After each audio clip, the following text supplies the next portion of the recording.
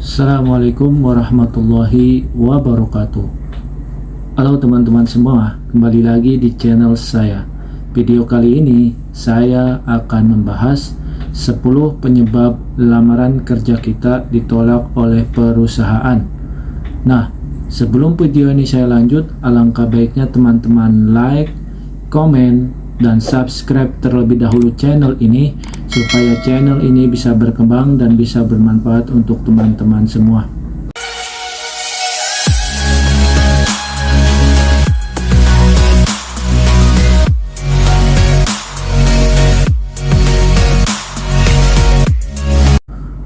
Nah, kita lanjut ya teman-teman. Apa saja sih 10 penyebab lamaran kerja kita ditolak oleh perusahaan?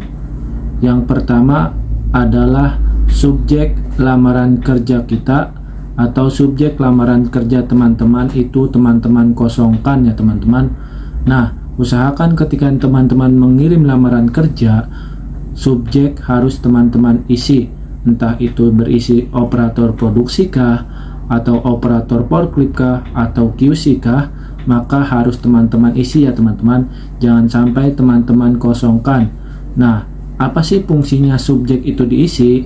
Nah, fungsinya adalah ketika HRD membutuhkan karyawan dengan status operator produksi, maka HRD akan mencari lamaran kerja yang berisikan subjeknya operator produksi ya teman-teman. Makanya ketika teman-teman melamar kerja, usahakan teman-teman isi subjek email teman-teman dengan benar atau dengan keahlian teman-teman ya teman-teman. Nah, yang kedua adalah tidak adanya pengantar email ya teman-teman atau body email ya teman-teman.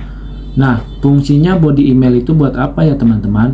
Fungsi body email itu menjelaskan atau menegaskan bahwasannya teman-teman ingin melamar kerja di perusahaan yang teman-teman lamar, dan informasi dari manakah teman-teman mendapatkan informasi lamaran kerja itu.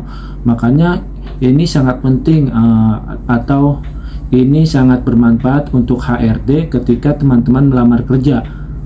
Di sini adalah informasi yang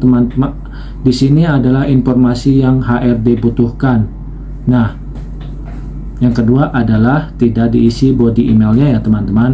Makanya ketika teman-teman mengirimkan lamaran kerja, isikan body emailnya ya teman-teman. Nah, yang ketiga, informasi tidak sesuai dengan apa yang dibutuhkan perusahaan. Misalnya teman-teman dapat informasi di PTA itu membutuhkan operator produksi dengan syarat lulusan SMK atau SMK yang punya pengalaman di operator produksi. Nah, padahal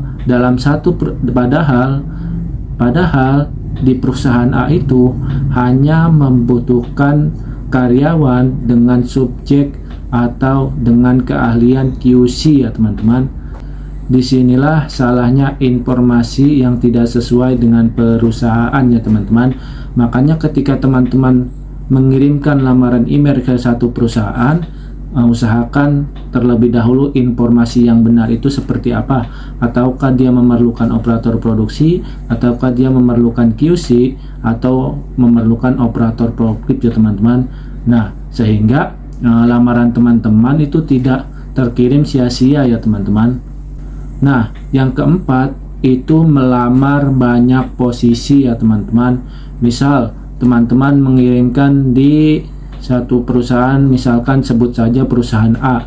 Teman-teman mengirimkan lamaran kerja dengan subjek operator produksi hari ini. Misalnya, nanti selanjutnya hari kedua teman-teman mengirimkan lamaran kerja di perusahaan yang sama dengan subjek QC misalnya. Lalu hari ketiga dengan perusahaan yang sama teman-teman mengirimkan dengan subjek gudang misalnya. Di sini akan diseleksi oleh HRD ya teman-teman, mana saja orang-orang yang sering mengirimkan lamaran kerja itu berbeda-beda subjeknya ya teman-teman. Makanya di sini HRD akan menilai bagaimana keseriusan teman-teman untuk melamar kerja di perusahaan tersebut. Nah, yang kelima adalah mempunyai riwayat hidup atau jejak digital yang jelek ya teman-teman. Misalnya teman-teman sebagai preman kah, atau teman-teman bertato kah, atau teman-teman sering narkoba kah? Nah, di situ dapat poin minus ya teman-teman. Yang keenam, menggunakan bahasa email yang tidak formal. Nah, ketika teman-teman mengirimkan lamaran email, usahakan body emailnya itu berisikan bahasa-bahasa yang formal atau bahasa-bahasa yang sesuai dengan ejaan Indonesia. Jangan mengarang ya teman-teman, atau jangan menulis atau mengetik sesuai dengan bahasa teman sehari-hari. Nah, itu akan menjadi poin minus untuk teman-teman ketika melamar kerja ya teman-teman. Yang ketujuh, terdapat kesalahan ketika mengetik di CV teman-teman.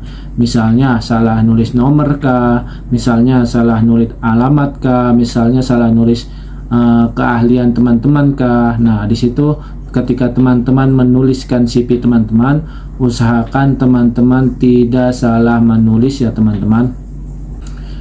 Yang kedelapan, mengirimkan lamaran email di batas waktu terakhir. Contohnya apa teman-teman? Misalnya perusahaan A membutuhkan operator produksi dan ada indikasi silahkan kirimkan ke email tersebut misalnya. Lalu batas pengirimannya itu misalkan tanggal 1 sampai tanggal 10. Nah, maksud mengirimkan lamaran email mepet pada waktu tertentu, misalnya dikasih waktu tanggal 1 sampai tanggal 10. Nah, teman-teman mengirimkan emailnya itu tanggal 10 di jam terakhir, misalnya jam sore kah atau jam malam kah. Nah, itu akan jadi tidak terpanggil ya teman-teman, akan menyebabkan lamaran email teman-teman itu menumpuk di bawah teman-teman. Nah, yang kesembilan adalah kemampuan yang dimiliki teman-teman melebihi ekspektasi perusahaan. Misalnya di CV teman-teman mempunyai keahlian berbahasa Jepang misalnya di CV teman-teman memiliki keahlian komputer yang sangat mumpuni. Nah, di sini sangat melebihi ekspektasi teman-teman. Maksudnya apa? Teman-teman melamar di operator produksi, tapi kemampuan teman-teman itu tidak selevel dengan jajang operator produksi ya teman-teman. Makanya di sini banyak teman-teman yang gagal ya teman-teman. Nah, yang ke-10 adalah alur pengantar lamaran kerja teman-teman tidak jelas ya teman-teman, atau CV teman-teman itu acak-acakan. Misalnya yang pertama daftar riwayat hidup, yang ketiga KTP, yang kedua KTP misalnya, yang keempat SKCK, ijazah taruh di akhir. Nah, itu jangan ya teman-teman. Usahakan ketika teman-teman membuat CV itu alurnya itu harus bagus ya teman-teman. Misalnya daftar riwayat hidup, KTP, misalnya daftar riwayat hidup, ijazah, SKCK. Nah, yang kecil-kecil itu diposisikan yang terakhir ya teman-teman. Nah, oke, itulah 10 penyebab lamaran kerja kita ditolak oleh perusahaan. Jangan sampai di 10 penyebab ini teman-teman lakukan ya teman-teman. Nah, makanya di sini saya membuat video ini supaya teman-teman bisa belajar dari 10 kesalahan ini, 10 penyebab ini, sehingga teman-teman ketika melamar kerja tidak menggunakan 10 penyebab ini, dan akhirnya teman-teman bisa diterima di perusahaan yang teman-teman inginkan. Oke, cukup sekian video kali ini. Alangkah baiknya jika bermanfaat, teman-teman klik tombol subscribe-nya, jangan lupa like dan komen. Bagikan jika bermanfaat ya teman-teman. Wassalamualaikum warahmatullahi wabarakatuh.